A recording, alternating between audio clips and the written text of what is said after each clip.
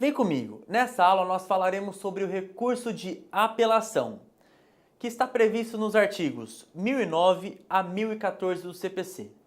Esse vídeo será um vídeo rápido e objetivo. Já aproveita para deixar o seu like aqui embaixo e eu espero que você já esteja inscrito. Vamos passar para frente.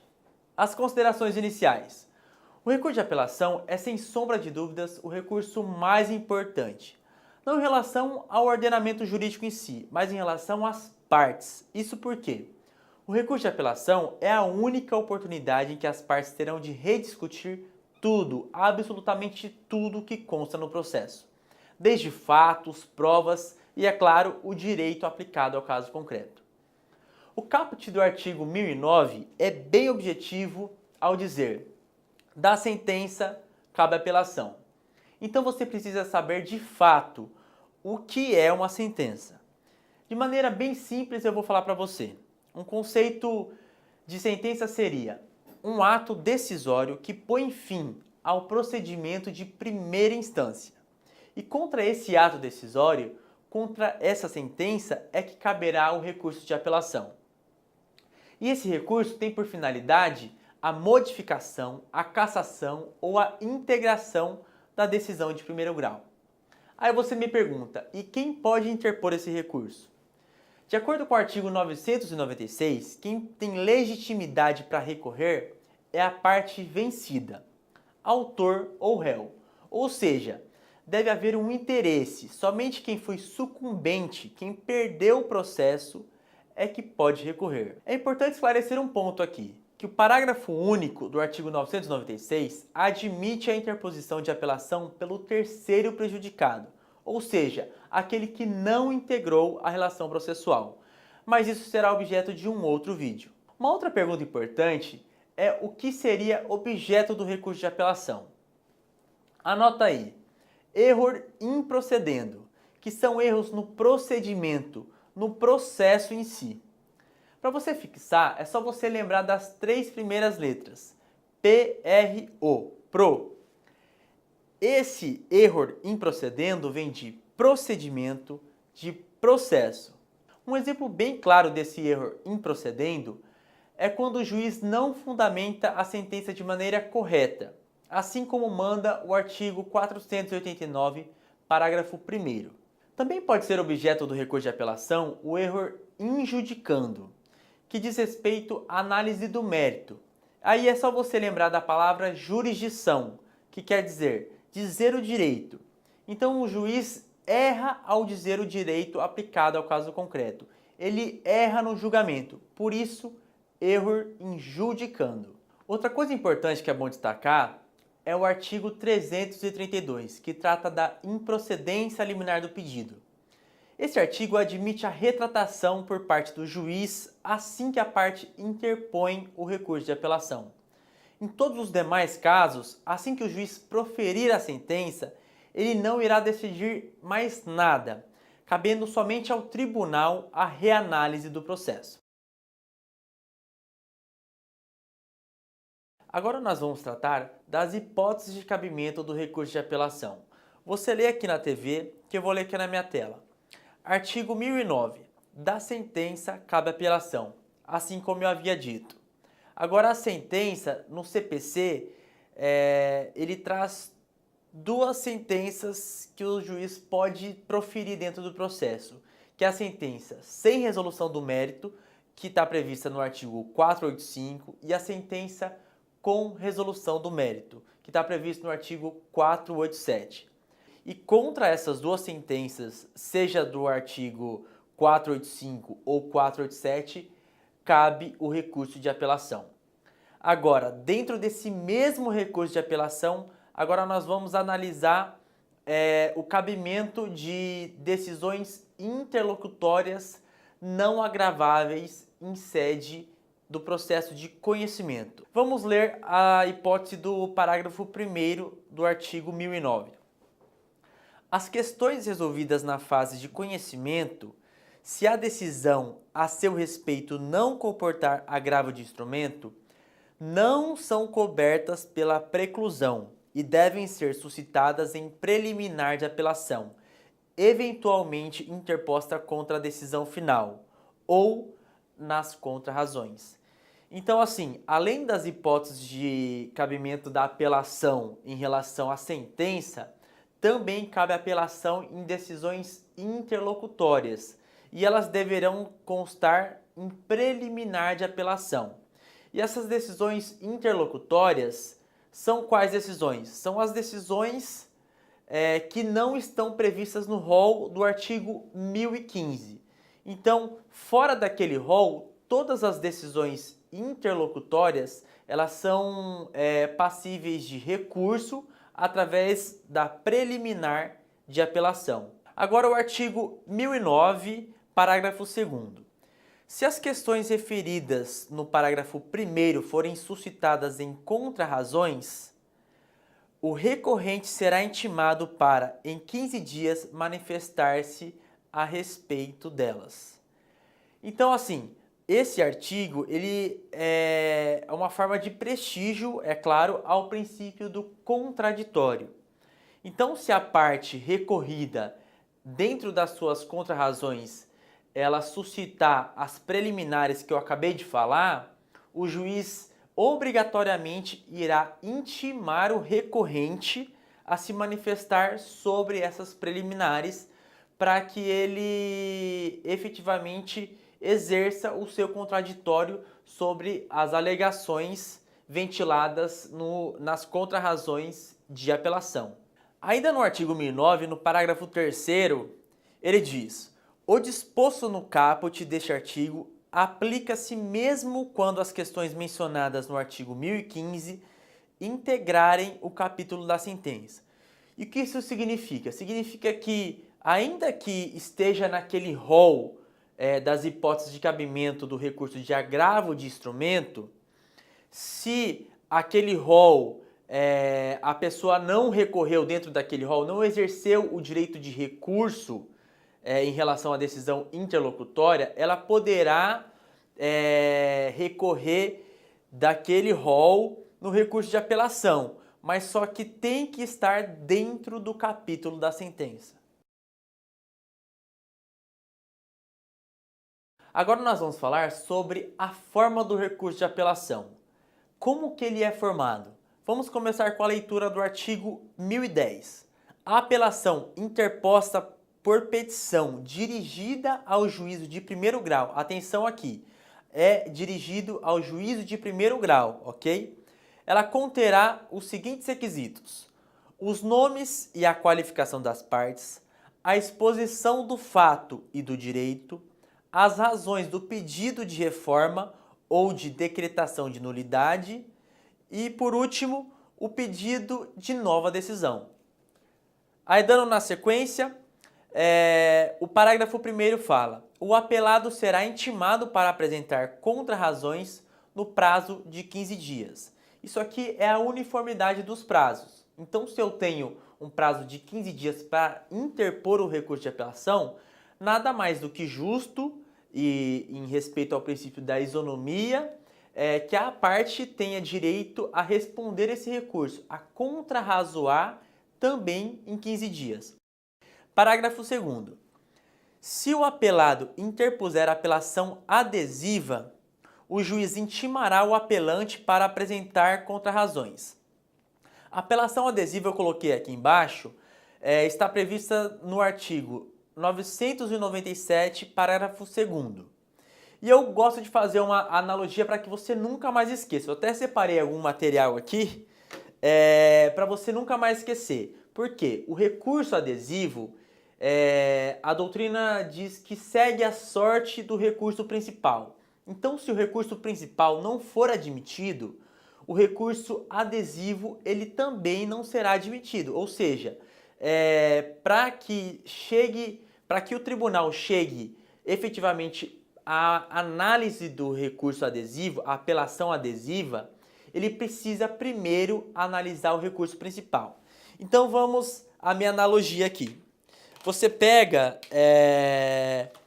um adesivo. Eu vou aqui pegar um post-it e colocar. Imagina aqui que nessa folha, esse lado aqui é o recurso principal e esse lado 2 aqui é o recurso adesivo. Então você vai aqui e cola o seu recurso adesivo, ok?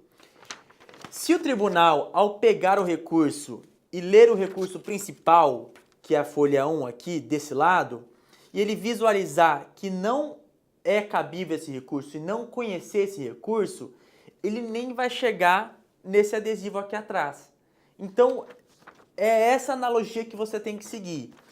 Se o tribunal não reconhecer o recurso principal, ele jamais irá reconhecer o recurso adesivo, ok?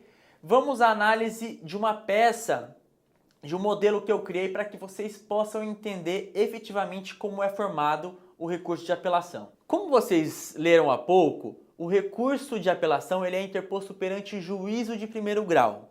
Então eu fiz um modelo de acordo com a justiça comum, que é mais fácil para vocês entenderem. Então leia aqui comigo. Excelentíssimo senhor doutor, juiz de direito da 2ª Vara Civil da comarca de Barueri, Estado de São Paulo. Eu coloquei uma vara fictícia, que essa vara, aliás, ela existe, mas eu coloquei uma vara só para a gente dar sequência no modelo, e uma cidade aqui de São Paulo. Então eu coloquei o nome da cidade e o estado. Aí descendo aqui, o número do processo. Agora foca no nome das partes. Inscreva-se no canal Limitada, já qualificada nos autos da ação de cobrança que lhe move. Ative as notificações SA.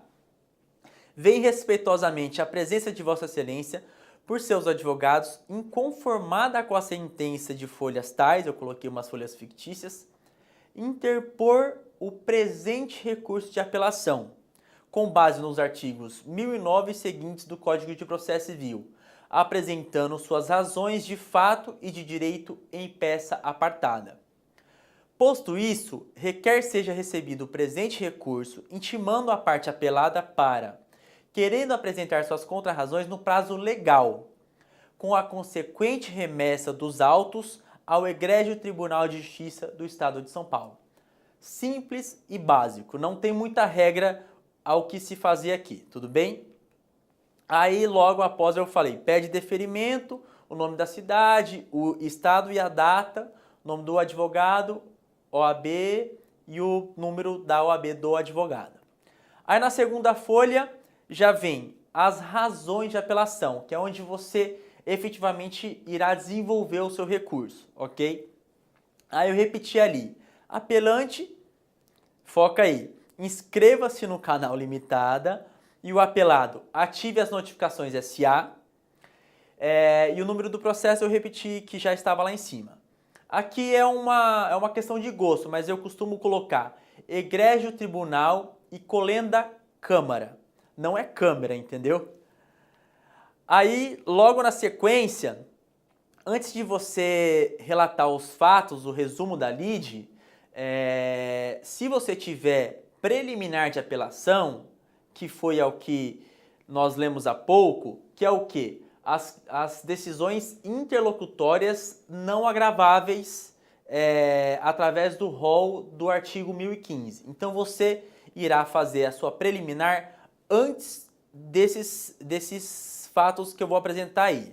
Então o primeiro fato seria ali o breve resumo da lide, que é o 1, o 2, os fundamentos jurídicos e as razões de modificação da sentença, e dos pedidos. E nesse pedido é bem clássico, é bem modelão, acho que a maioria dos escritórios fazem dessa forma aqui. Diante do exposto, requer seja conhecido e provido o presente recurso de apelação, impondo a reforma integral da respeitável sentença com a inversão do ônus sucumbencial, o que se pede como medida de direito e de inteira justiça. Aí você conclui da mesma forma que eu fiz na outra peça. Nestes termos, pede deferimento, São Paulo, a data e o nome do advogado e o número da OAB dele. Agora vamos acelerar. Artigo 1010, parágrafo 3º, ele fala do juízo de admissibilidade. E ele diz, após as formalidades previstas nos parágrafos 1º e 2º, os autos serão remetidos ao tribunal pelo juiz, independentemente do juízo de admissibilidade. Então aqui você tem uma mudança. No CPC de 73, quem fazia esse juízo de admissibilidade era o próprio juiz. Agora não, ele simplesmente recebe o recurso de apelação, recebe as contrarrazões do recorrido e ele encaminha esse recurso ao tribunal, como vocês acabaram de ler aqui comigo. Artigo 1011 fala dos poderes do relator ao receber o recurso de apelação. E ele diz: recebido o recurso de apelação no tribunal e distribuído imediatamente, o relator decidi-lo-á monocraticamente apenas nas hipóteses do artigo 932, incisos 3 e 5. E o inciso 2 fala: se não for o caso de decisão monocrática, elaborará o seu voto para julgamento do recurso pelo órgão colegiado. Aí, nesse inciso 2 aqui, após ele elaborar o voto, será marcada uma sessão de julgamento e, em sessão colegiada, os desembargadores irão decidir a respeito daquela apelação e darão às partes, os advogados, tanto do recorrente quanto do recorrido, a oportunidade de sustentar oralmente perante o tribunal.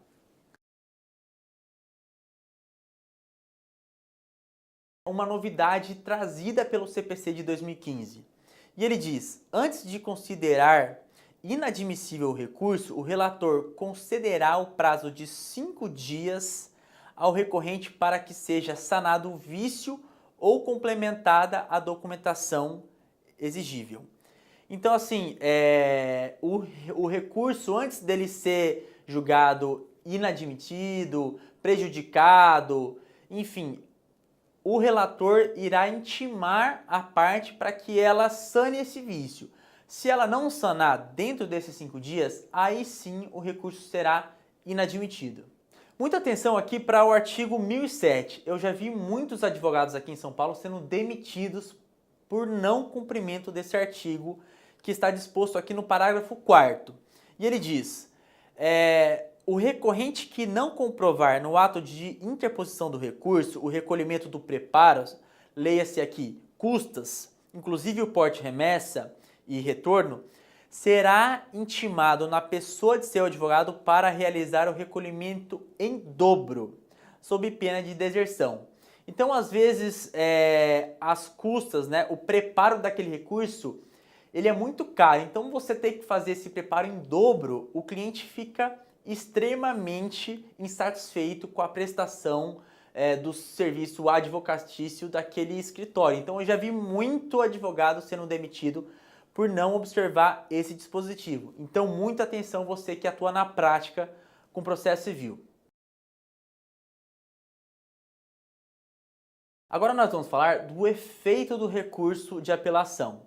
A regra é que o recurso de apelação ele tem efeito suspensivo perante a sentença. Então, se você interpõe um recurso de apelação, aquela sentença ela está suspensa, ela não pode ser executada, ok? Aí passamos aqui, exceção ao efeito suspensivo. Parágrafo 1º. Além de outras hipóteses previstas em lei, começa a produzir efeitos imediatamente após a publicação da sentença que... Aí ele traz um rol aqui, que é bom vocês lerem várias vezes para fixar que é algo que cai muito em concurso público, tudo bem? Aí ele traz algumas séries ali, se você quiser dar um print para você ler depois e fixar. Aí ele traz no parágrafo 2º o cumprimento provisório da sentença. E ele diz: nos casos do parágrafo 1º, o apelado poderá promover o pedido de cumprimento provisório depois de publicada a sentença. Agora passamos à análise do pedido do efeito suspensivo. Então, aquela sentença que já produz efeito com a sua publicação tem como a parte requerer o efeito suspensivo. E ele está previsto no parágrafo 3º. Agora o parágrafo 4º, ele obsta a eficácia daquela sentença. Então ele vai suspender a eficácia da sentença que já está produzindo os seus efeitos. Então, eu destaquei alguns pontos aqui. Para que isso ocorra, o apelante deve demonstrar a probabilidade de provimento do recurso ou, sendo relevante a fundamentação, houver risco de dano ou de difícil reparação. Você deve frisar ali na parte que diz ou, porque isso cai muito em concurso público. Então, às vezes tem uma pegadinha que o examinador pode cobrar de você assim, que é admissível você suspender essa eficácia da sentença se o apelante demonstrar a probabilidade de provimento do recurso e houver risco de dano grave ou de difícil reparação. Não é e, é ou. Então, a parte deve demonstrar a probabilidade de provimento do recurso ou, sendo a fundamentação relevante, houver dano grave ou de difícil reparação. Aqui agora vamos falar do prazo. Simples, o prazo de 15 dias, uniformizado no artigo 1003, parágrafo 5º, que é para todos os recursos o prazo de 15 dias, exceto para o recurso de embargo de declaração, que é o prazo de 5 dias. Artigo 1013. A apelação devolverá ao tribunal o conhecimento da matéria impugnada. Então, esse efeito devolutivo, ele tem a lógica de que, a partir do momento que eu recorro, eu coloco todos os argumentos necessários ali no meu recurso, eu devolvo toda aquela matéria que eu arguí ali para o tribunal julgar novamente. Então, eu devolvo ao tribunal. Por isso, é chamado efeito devolutivo. Eu devolvo ao tribunal toda aquela matéria que eu estou recorrendo. Já o efeito translativo previsto no parágrafo 1º do artigo 1013, ele diz: serão, porém, objeto de apreciação e julgamento pelo tribunal todas as questões suscitadas e discutidas no processo, ainda que não tenham sido solucionadas, desde que relativas ao capítulo impugnado. Então, se eu impugnei um capítulo da sentença, o tribunal ele está autorizado a decidir todas as questões relativas àquele capítulo. Na sequência, ainda sobre o efeito translativo, o parágrafo 2º diz: quando o pedido ou defesa tiver mais de um fundamento e o juiz acolher apenas um deles, a apelação devolverá ao tribunal o conhecimento dos demais. Então, às vezes, dentro do meu recurso, eu só elenco uma fundamentação, mas o juiz está autorizado a decidir com base em todas as fundamentações constantes no processo. Agora vamos falar da teoria da causa madura, que está prevista no artigo 1013, parágrafo 3º, e ele diz: se o processo estiver em condições de imediato julgamento, o tribunal deve decidir desde logo o mérito quando reformar a sentença fundada no artigo 485. Esse artigo 485 foi o que a gente leu há pouco, que é quando o juiz dá a sentença sem a resolução do mérito. Então, se o tribunal pegar essa sentença sem resolução do mérito e o processo estiver em condições aptas de ser julgada, o tribunal resolverá e julgará o mérito desse processo, ok?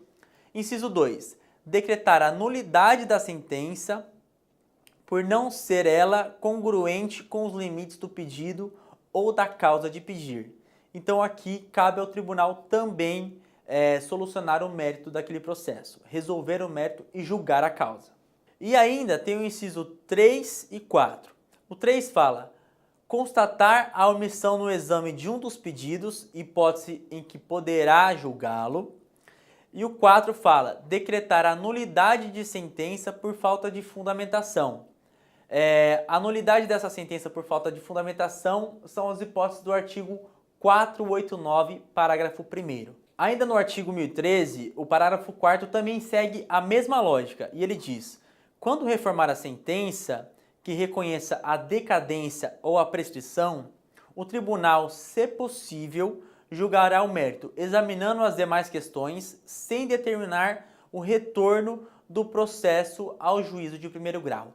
Aqui é em prestígio ao princípio da economia processual, celeridade processual, porque se o processo já está apto a ser julgado, não faz sentido o tribunal mandar o processo de volta para o juiz de primeiro grau para que ele julgue o processo, depois a parte recorra novamente ao tribunal e volte o processo novamente para o mesmo relator. Então, já se tiver possível esse julgamento, o tribunal fará com certeza esse julgamento sem que esse processo volte ao juiz do ACO.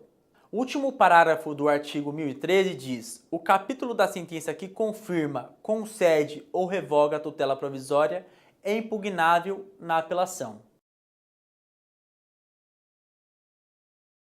Agora, sobre fatos novos, isso aqui é muito importante e cai muito em concurso público. Vamos ler comigo. Artigo 1014. As questões de fato não propostas no juízo inferior, ou seja, o juízo de primeiro grau, poderão ser suscitadas na apelação. Presta muita atenção nessa frase. Se a parte provar que deixou de fazê-lo por motivo de força maior. Então não é qualquer fato novo que a parte pode alegar em sede de apelação. Ela tem que comprovar que esse fato novo, que esse algo que ela está alegando ali, ela não fez por força maior. Por fim, vamos falar da vedação a reformatio impégios, que é a limitação do julgamento do recurso pelo tribunal. Eu vou te dar um exemplo. O réu foi condenado a 50 mil reais de danos morais, mas o autor pediu 100 mil reais. Na sentença, o juiz condenou só a 50, como eu havia falado agora, mas o autor se deu por satisfeito, então ele não interpôs recurso nenhum, recurso de apelação. Já o réu, ele está inconformado, ele ficou inconformado com aquela sentença e recorreu em relação a esses 50 mil de condenação em dano moral. O tribunal, ao receber esse recurso, pela vedação da reformatio impégios, ele não pode majorar acima do valor dessa condenação. Então, assim, não pode o tribunal pegar aquela apelação e falar, não, agora eu acho que é 100 mil reais.